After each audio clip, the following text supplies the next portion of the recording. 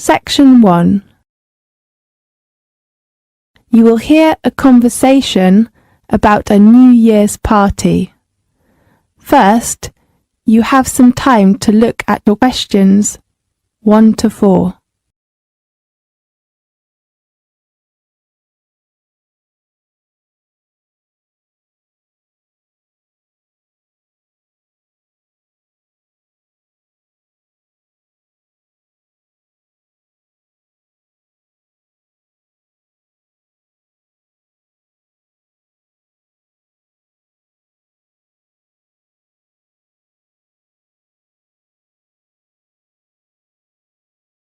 You will see there is an example that has been done for you. On this occasion, only the conversation relating to this will be played first. Hi Sam, let's try and get it sorted out today, okay? Yeah, sure. It's time we started working out the details. Exactly. What should we begin with? Date. Okay.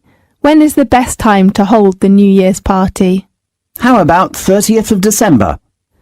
I'm afraid that's a bit late. Yeah, the day before? Fine. 29th of December?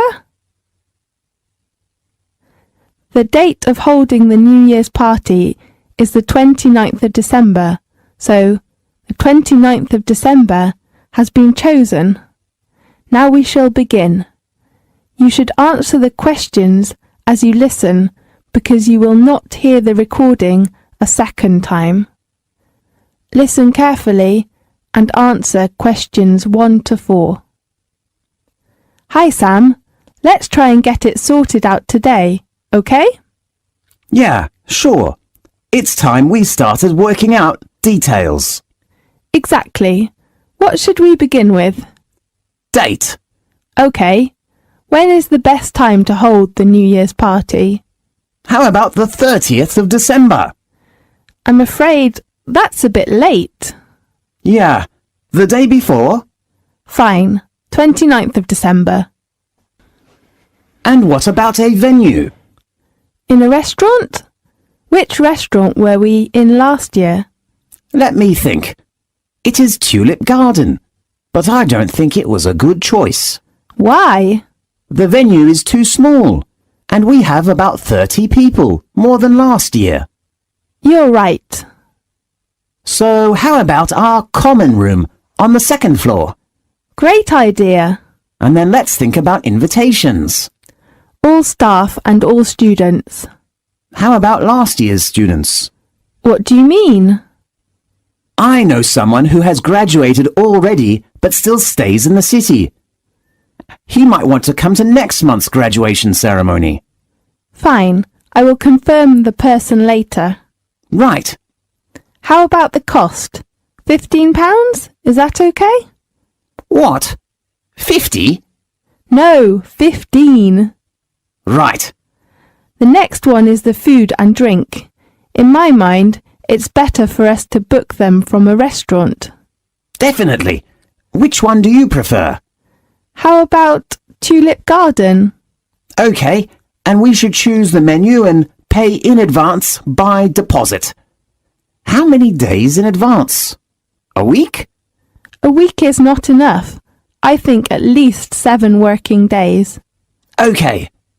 How much is the deposit? I'm not sure. Maybe £80? I think it's a little too much. £70? Right.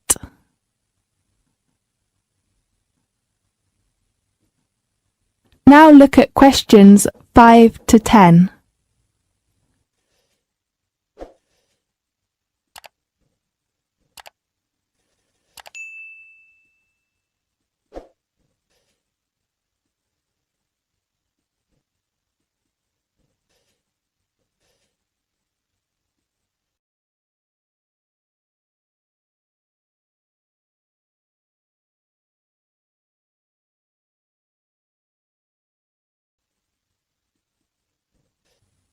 Now listen to the tape and answer the questions 5 to 10.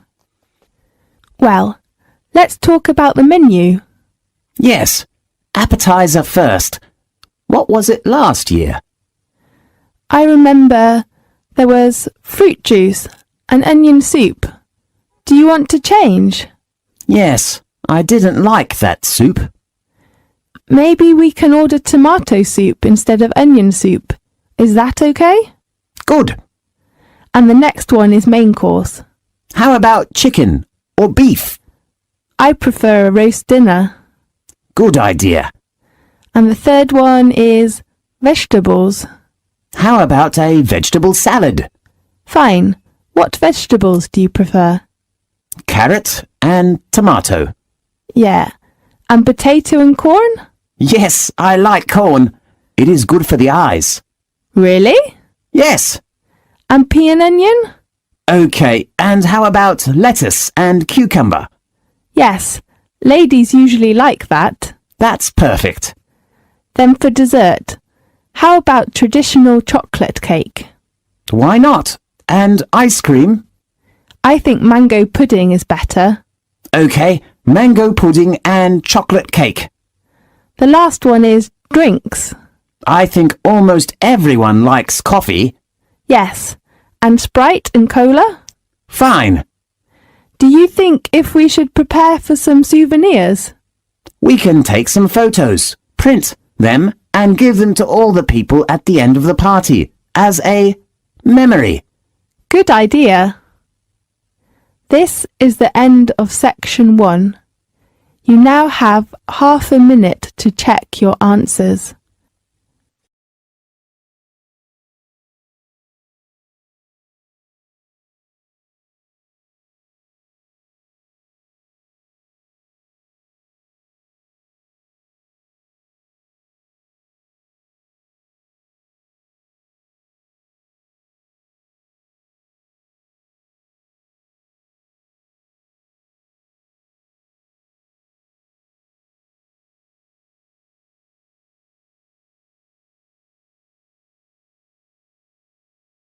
Section 2. You will hear a conversation about a computer centre in campus. First, you have some time to look at questions 11 to 17.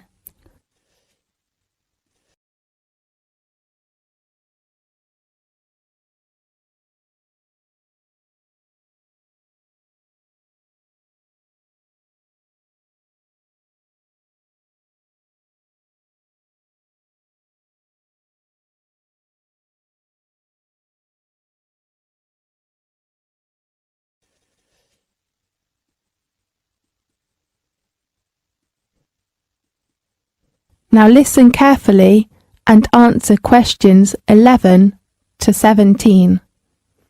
Hi Mary, how are things going? Fine. And you? Actually, I'm worried about the computer centre. What's the matter? Because I didn't attend the computer centre meeting yesterday. I can tell you the information about it. Really? You're so nice. Well, what do you want to know? When is the registration time of the computer centre? It is at 9 a.m. to 4 p.m. from Monday to Friday this week. Today is Friday, right? Yes. Oh no. Don't worry, you can register tomorrow morning. But tomorrow is Saturday. Yes, on Saturday. The registration time is 9 a.m. to 12 a.m. That's so great. Yes. Do you know where the registration office is? Yes, room 214 on the second floor of the main building. 240 or 214? 14. And you should take some documents when you go there. What kind of documents? A fee? No, we are registered students, so we needn't pay any fee. Great. You need to take your student card and one passport photo. Okay. And on the meeting, the lecturer told us some rules of the computer centre we have to know. What kind of rules? Is that very important? Yes, the first one is the opening hours. I hope it closes late. Right, It opens at 9 o'clock as usual and closes at 11 in the evening. Perfect. There is no smoking and noise in the computer centre. Fine. Can I take some snacks? You can only eat something in the lounge. Then can I take my bag into the computer centre? There is a student locker in the lounge.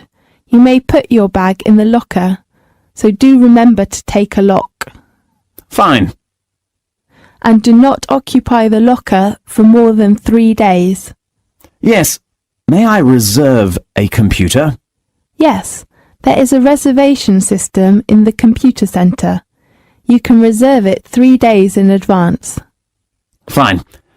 I'd like to know if there is a photocopier or printer in the computer centre. Of course, on the second floor, but remember to take your student card. Why? Because none of the machines take coins. Fine. And do not use them 10 minutes before the centre is closed. All right. Now look at questions 18 to 20.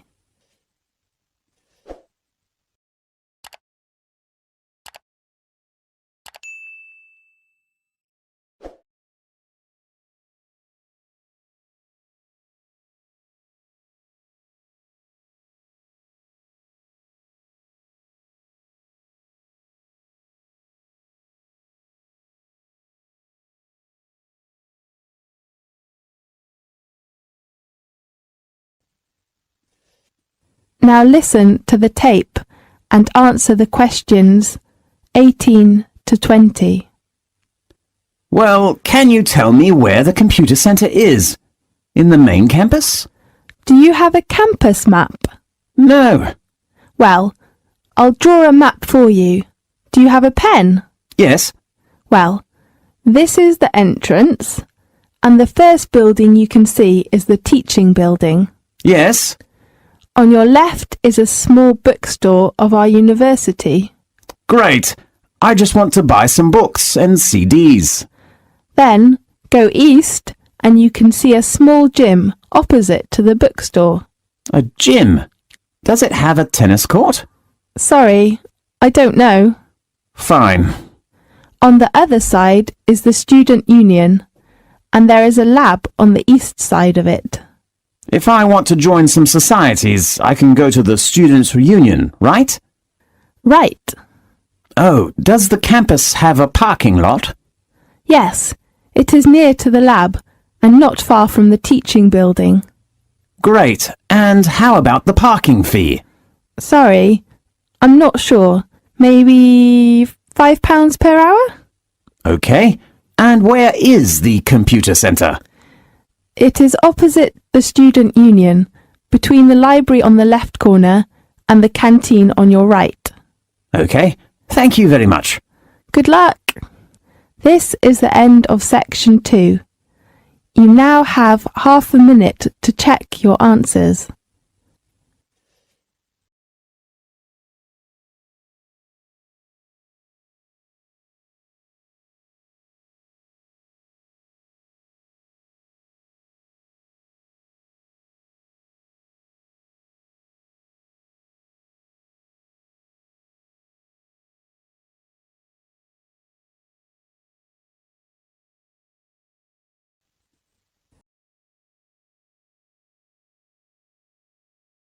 Section 3. You will hear a conversation about a student's dissertation meeting. First, you have some time to look at questions 21 to 26.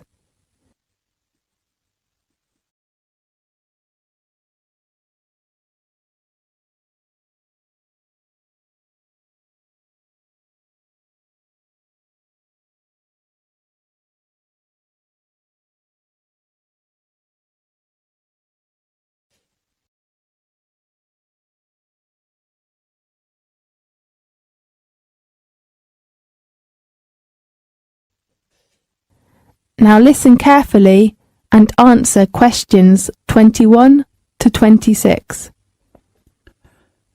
Good morning, everyone. Today, I'd like to give you an opportunity to ask questions about requirements and timetables on writing your final dissertation. So anything you'd like to ask first? Professor, what about the word limit? Well, you know generally, the words of final dissertations of the master's degree are limited between 18 to 20,000. Oh, does that include words of references? Yes, of course. And contents? No, the word does not include the acknowledgement and contents. What is the acknowledgement? It is a few words of thanks that you write at the beginning of the dissertation to the people who have helped you. How about its words? No more than 100 words. Right. Professor, when is the hand-in date? The deadline is on the 30th of July. Is it a fixed hand-in date? I mean, if I cannot hand in my work before the 30th of July, how... Sky, I'm afraid that you have to hand in your work on time, unless you have some sort of accident or illness. Okay. How do I hand in my work? You could give your work to your tutor at the tutorial, or send him an email to the department. Professor, when can I know who my tutor is? You can check the list of tutor arrangements. Online? Yes, or you could go to our department office to check. Fine. How many tutorials do we have in a week? Usually there are 2 tutorials per week. How long do they last? 2 hours? No, 1 hour on afternoons. Both on weekends? No, one is from 1 p.m. to 2 p.m. on Tuesday. The other is from 2 p.m. to 3 p.m. on Friday. How about the requirements for the format? You can check their requirements online. But one of the most important things is to have a printer. Printer? Yes, we usually keep all dissertations on file, so you must print your work by laser printer. Fine. Now look at questions 27 to 30.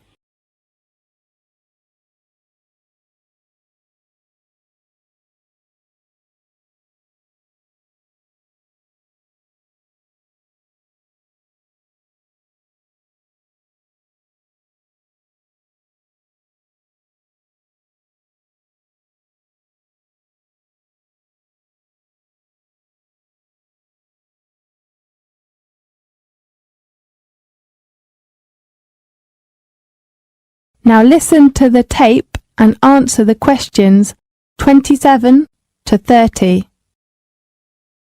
Let's talk about the dissertation timetable. Okay.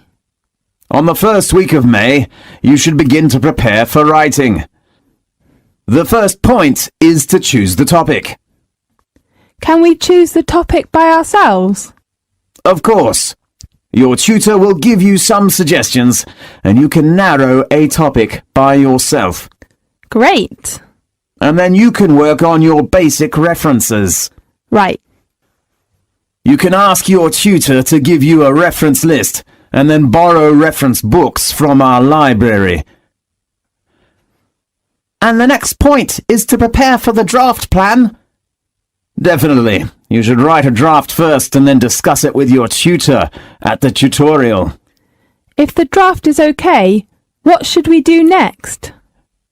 You will begin to do research to collect data to support your work. Okay. Can we choose the research methods by ourselves? It is better if you take your tutor's advice. Okay. When your data is enough for your work, you will begin to write up your dissertation. How many parts does a dissertation contain? Usually your work must have an introduction, a main body, and a conclusion. You should talk about it with your tutor. And then can we hand our dissertation in?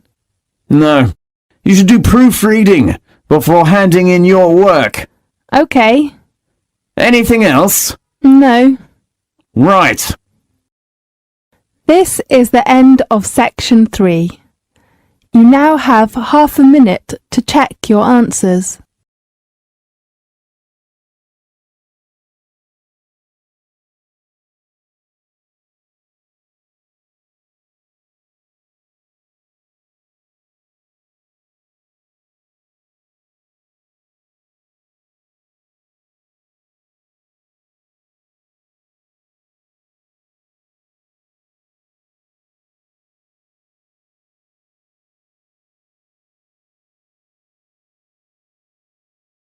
Section 4. You will hear a lecture about Australia. First, you have some time to look at questions 31 to 40.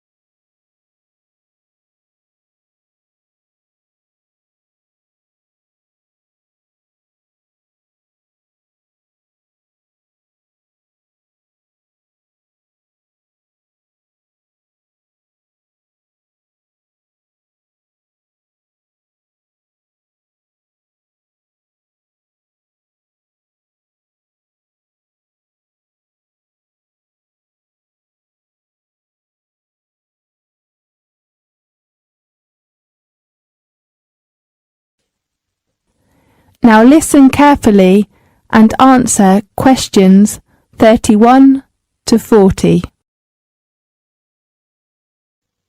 Australia is the world's smallest continent and largest island. It is one of the oldest land masses and flattest of all the continents. After Antarctica, Australia is the second driest continent. Most areas of Australia are semi-desert or arid. Almost 40% is north of the Tropic of Capricorn. On its western coast is the Indian Ocean, and on its east, the Coral and Tasman Seas of the South Pacific Ocean.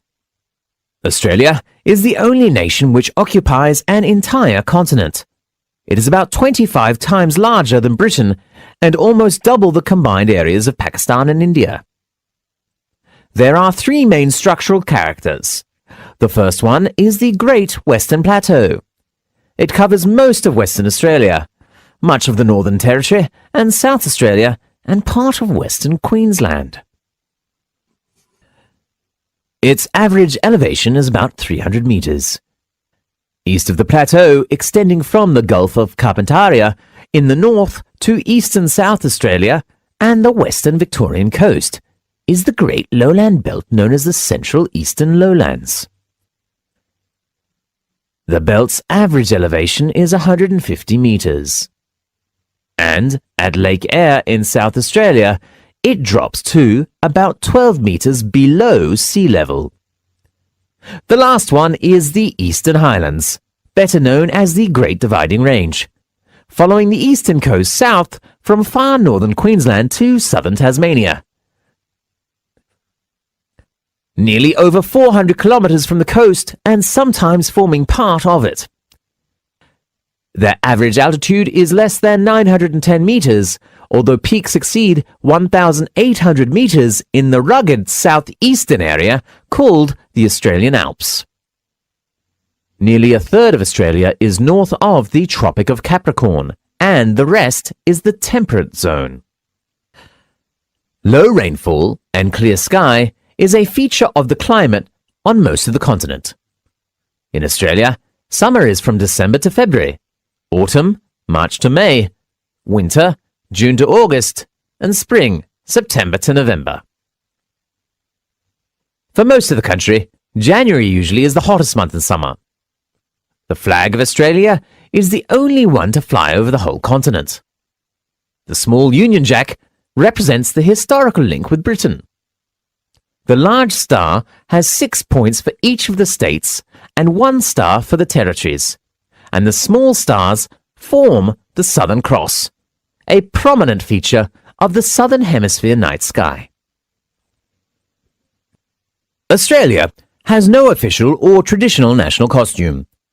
Green and gold have been used traditionally by Australian Olympic and other sporting teams for most of the 20th century, and have become the national colours formally in 1984. The official language is English, by usage, not law. It has its own colloquialisms and slang, but does not differ importantly from other forms of English except in accent. Spelling generally follows the British form. Australia is one of the most urbanised countries in the world, with about 70% of the population living in the 10 largest cities, and only 15% of Australians live in rural areas. Australians have a high standard of living by world standards. Australia is a multicultural society, with about a quarter of the population foreign-born. The first European settlement of the continent, by the British, began in 1788, on the site now occupied by Sydney. Settlement schemes during the next 150 years helped increase Australia's population to about 7.4 million by the end of World War II. Over 5 million migrants have settled in Australia since, helping to more than double its post-war population. Nowadays, most Australians work for wage or salary. They usually work about 35 to 40 hours per week. Employees can get paid annual leave, about 4 weeks, sick leave, and long service leave. They also have about 10 paid public holidays per year. Most people retire at the age of about 60 to 65. The average Australian female has a life expectancy of about 79, and the male about 73. Most Australians marry in their late 20s. On average, couples have 2 to 3 children. Many aspects of the arts in Australia have their roots in Europe, but its Asian neighbours have made a main impact on its own history and culture. Distinctively, Australian trends are developing, and the vigour and the originality of the arts in Australia often surprise visitors. In the late 1970s and early 1980s, the great problem facing the arts was the same as in other nations: increased costs and a decrease in government financing. But increasing public interest provided the momentum to carry them through difficult times. The Australian government has developed tax deduction policies to encourage greater financial support of the arts. A tax deduction is available for donations of property to public libraries, museums and art galleries. The Australia Council is a funding agency of the government. The agency spends over $50 million per year. More is spent by state governments. The Australia Council Board supports specific art forms, and Central Council programs support research, education and multicultural arts. This is the end of section 4. You now have half a minute to check your answers.